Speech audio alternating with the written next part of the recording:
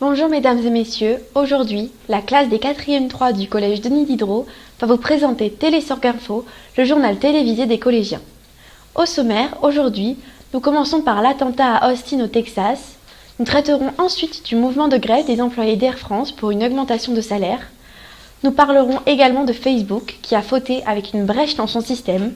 Puis nous verrons la création d'un site pour comprendre la schizophrénie.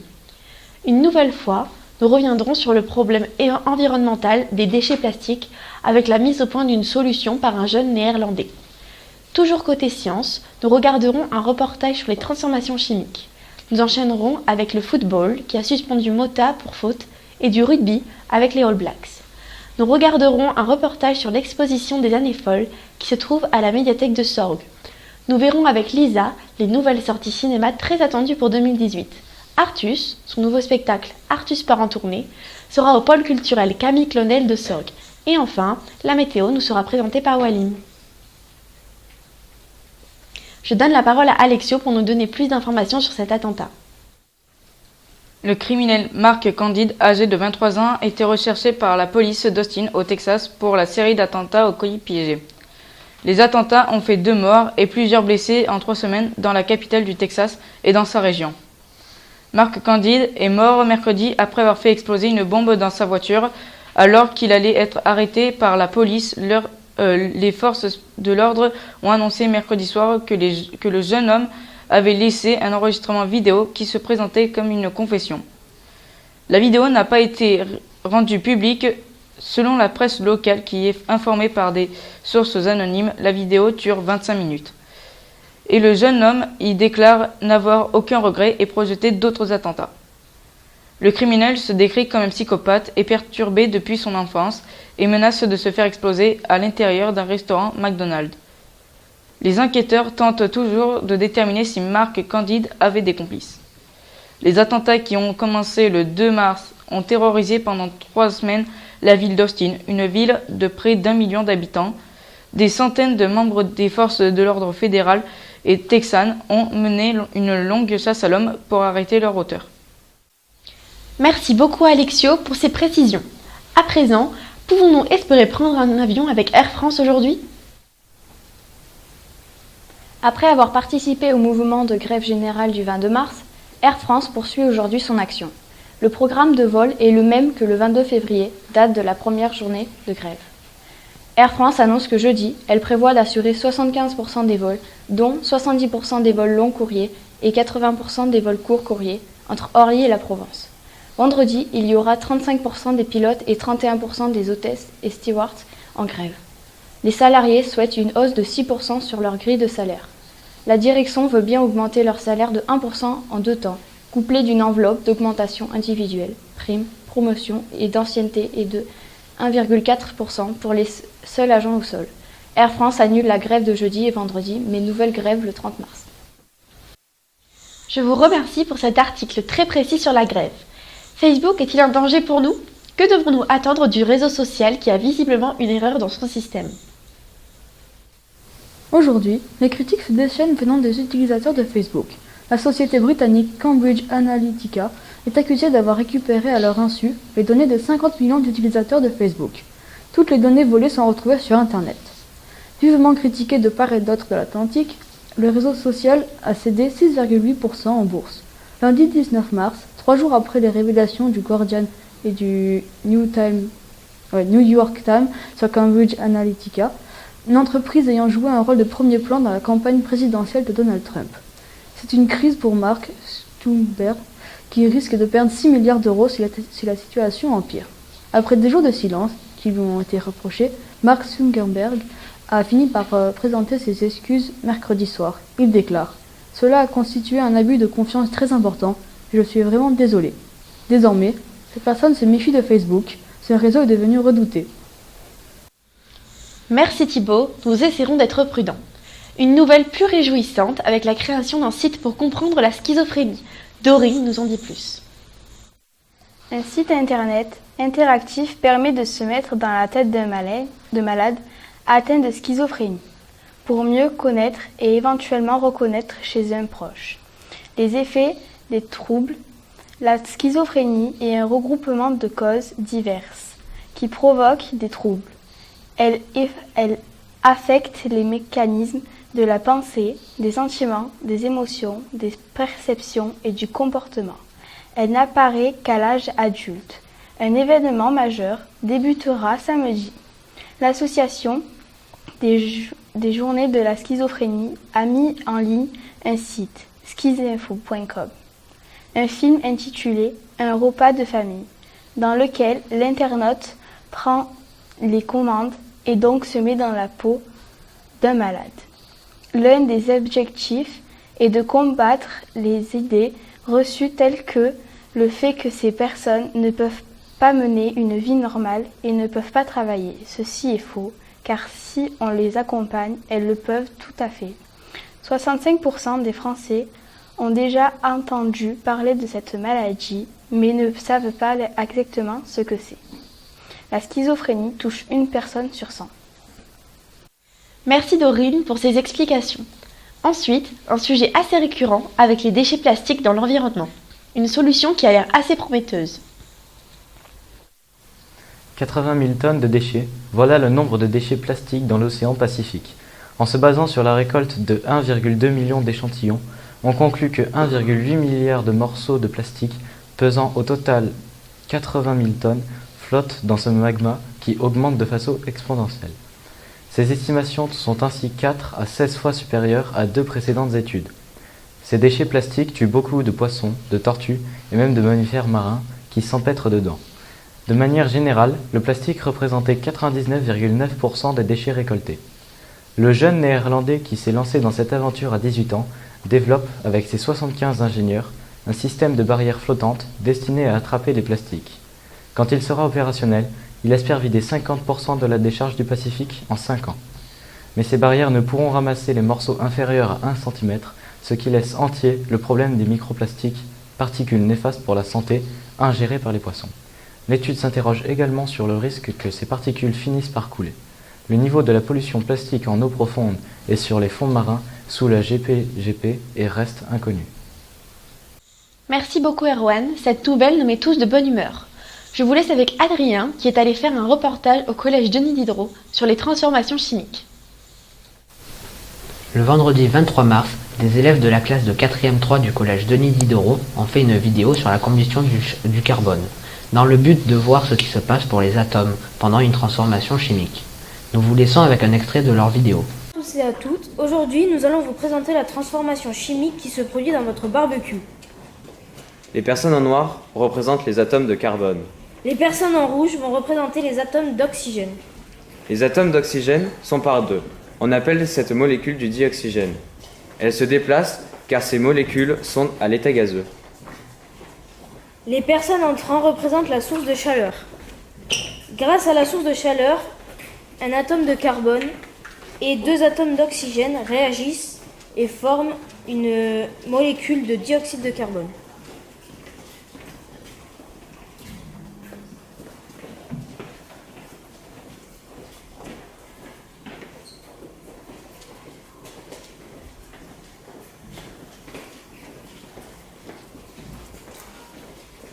Cette action se répète ici jusqu'à ce qu'il n'y ait plus de molécules de dioxygène, bien qu'il reste des atomes de carbone.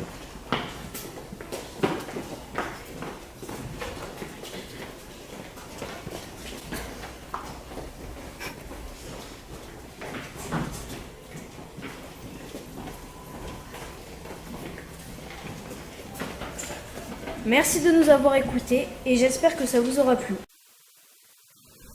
Vous savez maintenant ce qui se passe dans votre barbecue. Nous vous rappelons que le dioxyde de carbone est un gaz à effet de serre, alors ne faites pas trop de barbecue. Merci pour ce passionnant reportage, Adrien.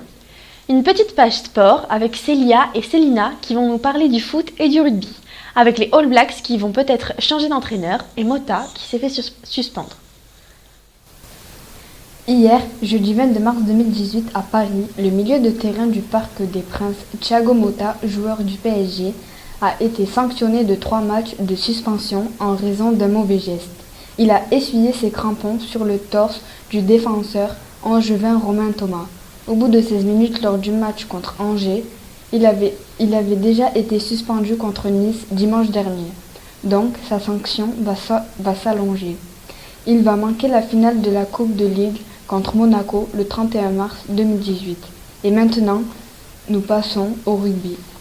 Aujourd'hui, vendredi 23 mars 2018, à Wellington, l'équipe de rugby des All Blacks va peut-être changer d'entraîneur. Cet entraîneur s'appelle Conrad Smith. Il apparaît comme un excellent successeur à Steve Hansen à la tête de la Nouvelle-Zélande.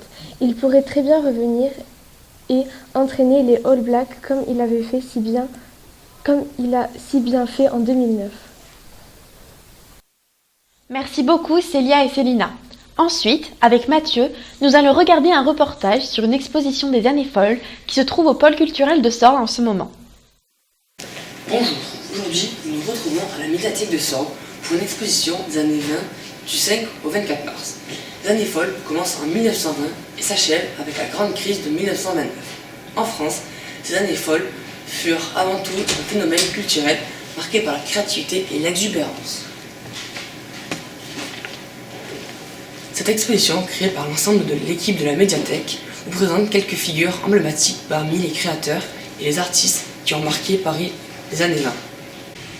Bonjour, aujourd'hui nous sommes en compagnie de Francis Grand, le directeur de l'école municipale de musique et de danse de Sorgues. Nous allons parler de la musique des années 20. Quels étaient les styles musicaux de ces années 20 ? Bonjour. Merci de m'accueillir déjà.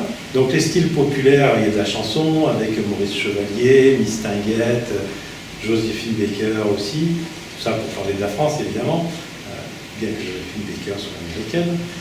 Il y a aussi des gens qui sont plus dans la recherche, même une recherche assez poussée, avec notamment Edgar Varèse, qui est vraiment une figure emblématique de la recherche musicale, ainsi que Schoenberg, qui est un compositeur autrichien, qui va créer par la suite d'ailleurs l'école de Vienne avec ses élèves Berg et Webern. Il y a aussi Stravinsky qui avait créé le Sacre du Printemps en 1913, mais qui continue à travailler, et notamment avec le ballet russe, qui est vraiment une institution importante au niveau artistique dans les années 20. Il y a Satie, qui était beaucoup présent un petit peu avant et qui continue toujours à être influent et à être très présent dans les années 20. Darius Milhaud. Il y a la naissance du jazz aussi. Il ne faut pas oublier donc que le jazz est arrivé aussi avec Sidney Bechet par exemple. Avec Sidney Bechet notamment, qui a vraiment été un musicien emblématique de cette époque, qui a marqué vraiment son temps. Gershwin aussi, oui. Très très important. Vraiment pour le jazz, c'est vraiment quelqu'un qui a marqué le jazz. Ça, voilà. Après, Maurice Chevalier, est-ce que j'ai parlé de Maurice Chevalier? Je ne crois pas. Dans la musique populaire, c'était quelqu'un qui était, qui a marqué. Il y a eu beaucoup de chanteurs et de chanteuses qui ont fait des choses très étonnantes, des textes à découvrir aussi. On peut être surpris par la modernité et des fois, c'est des textes même un petit peu osés. Voilà. Je ne sais pas si aujourd'hui ça passerait bien. Alors que bon, c'est une très belle chanson. De l'humour, voilà, très bonne chanson. Que pensez-vous du talent musical de Sidney Bechet? Alors Sidney Bechet, déjà, c'est un musicien qui a joué de la clarinette au début de sa carrière et qui a joué du soprano après aussi. Ça, des fois, on mélange un peu les deux. Enfin bon, à la limite, c'est pas le plus important. Ce qui est important, c'est que c'est quelqu'un qui a été assez créatif, qui avait un jeu très particulier, qui a innové dans son jeu instrumental. Donc Sidney Bechet, il s'est aussi associé avec d'autres musiciens comme Louis Armstrong, puisqu'ils ont joué ensemble. Donc c'est quelqu'un de novateur et puis qui avait... alors il est surtout connu pour associer au style New Orleans. Bon, c'est un musicien important dans le jazz et qui a amené le jazz notamment sur le continent européen. Le style de musique dit méditerranéenne de Darius Milhaud vous inspire-t-il? Alors, Darius Milhaud, donc compositeur né à Aix-en-Provence, oui. Et dans certaines de ses œuvres, il a repris des chants de la Provence. Il les a par contre pas repris tels quels, puisqu'il les a associés des fois avec d'autres thèmes. Notamment, il y a le thème du roi, on va dire. Je vais vous le chanter parce que je pense que ça ferait fuir peut-être vos téléspectateurs. Mais donc il a pris des thèmes et des fois il les a superposés, il a fait comme si il y en a un qui arrivait, puis ça se mélange, etc.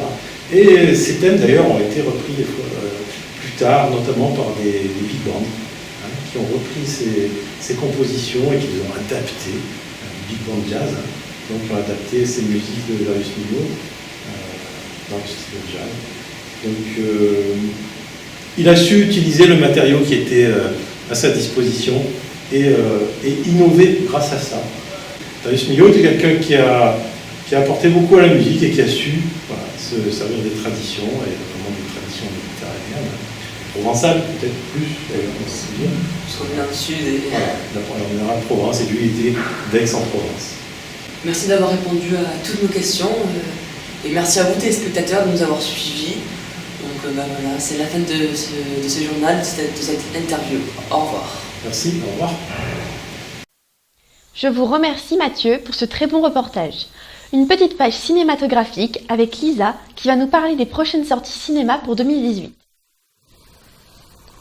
Nous vous avons sélectionné 2 films, dont un qui est déjà sorti. Ready Player One est au départ un roman de Ernest Cline qui a été adapté en film par Steven Spielberg. Ce film est en collaboration avec Warner Bros. De Line Pictures. Ty Sheridan joue le rôle principal en étant Wade. Il y a eu beaucoup de réactions à propos du film, plus de critiques positives que négatives. Ce film, qui est pour la moitié une sorte de jeu vidéo, s'adresse aux gamers. Certains spectateurs ont l'effet d'un déjà-vu sur quelques scènes, alors que d'autres trouvent que c'est un chef-d'œuvre. Voici la bande-annonce. Je m'appelle Wade Watts.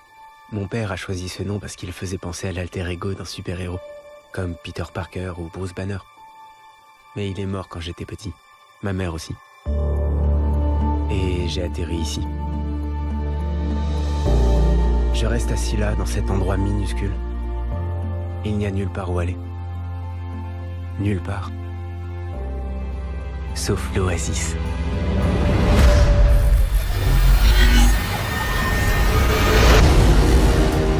Un univers entièrement virtuel.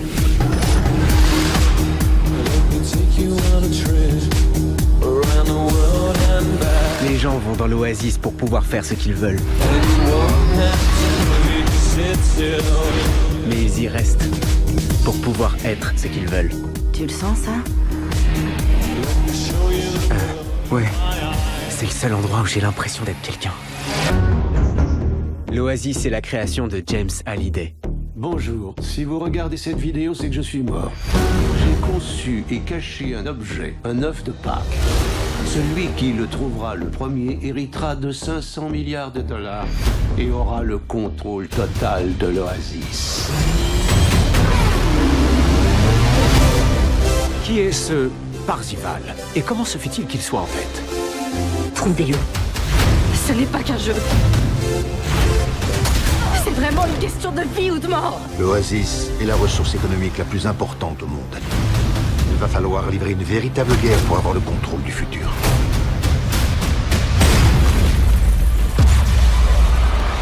Bienvenue dans la rébellion, Wade.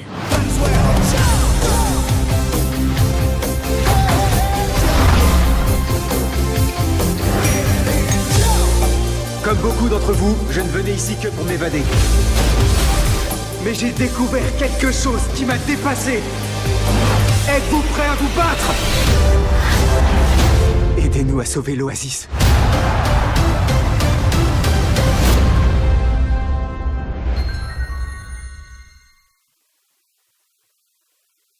Le deuxième film choisi est Les Animaux Fantastiques, les crimes de Grindelwald, la suite du premier film. Il est tiré du roman de J.K. Rowling, puis adapté en film par David Haight. Le film est en collaboration avec Warner Bros. Et Image Engine Design. Il sortira le 14 novembre 2018. Pour les amateurs de fantastique, ce sera le moment de courir au cinéma. Et pour votre plaisir, voici la bande-annonce.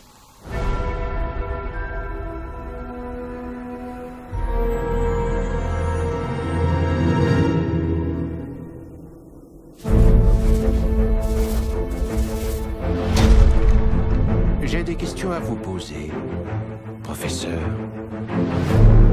Voilà une surprise. Le bruit court que Norbert Dragono doit se rendre à Paris.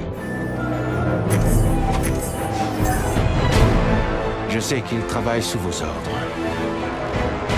Quelle explication avez-vous, Dumbledore? Si vous aviez eu le plaisir d'être son enseignant, vous sauriez que Norbert n'est pas du genre à obéir aux ordres.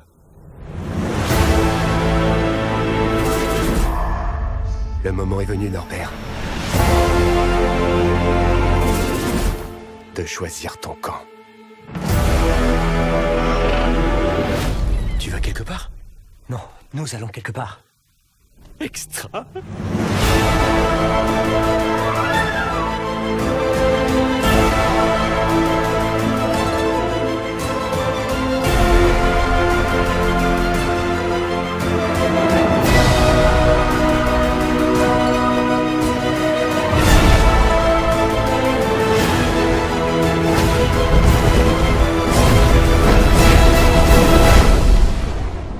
Je ne peux pas m'en prendre à Grindelwald.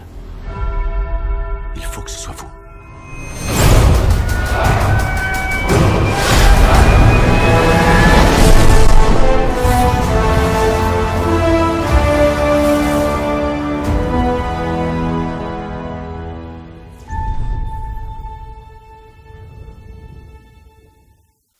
Un grand merci Lisa pour ces informations qui nous donnent envie d'aller au cinéma.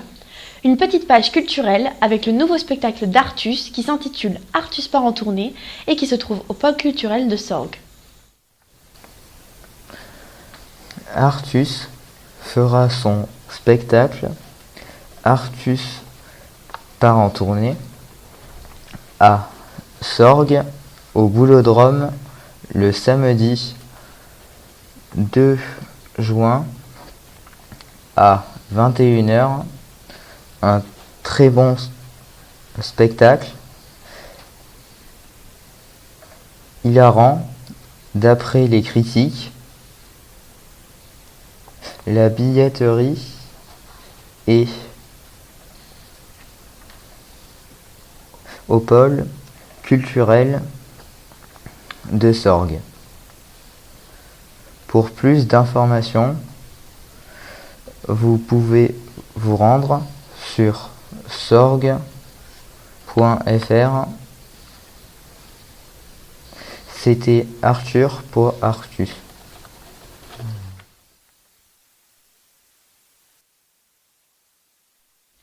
Merci beaucoup Arthur pour cette petite intervention culture. Et enfin, la question que tout le monde se pose, allons-nous enfin sortir de cet épisode froid et venteux? Wallim nous en dit plus. Bonjour. Aujourd'hui, je vais vous présenter la météo de demain. Le matin, il y aura un temps maussade et de la pluie sur la côte ouest de l'Hexagone. Au nord-est, il y aura du brouillard et du soleil. Le vent ne sera pas très présent sur tout le pays, mais il y aura des rafales près de la Méditerranée. Il fera froid sur la partie nord du pays. Les minimales seront de 5 degrés à Strasbourg ou bien à Dijon. Les maximales de la partie nord sera de 8 degrés à Orléans ou bien à Rennes.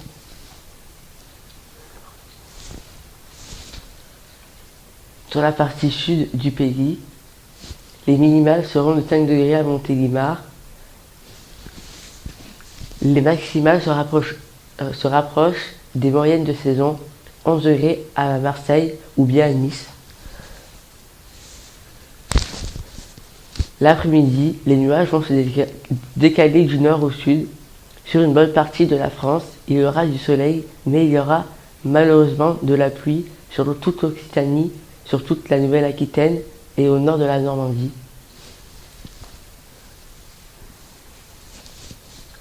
Il y aura aussi des rafales sur les côtes méditerranéennes, sur la frontière espagnole ou à Brest, les rafales atteindront 45 km/h.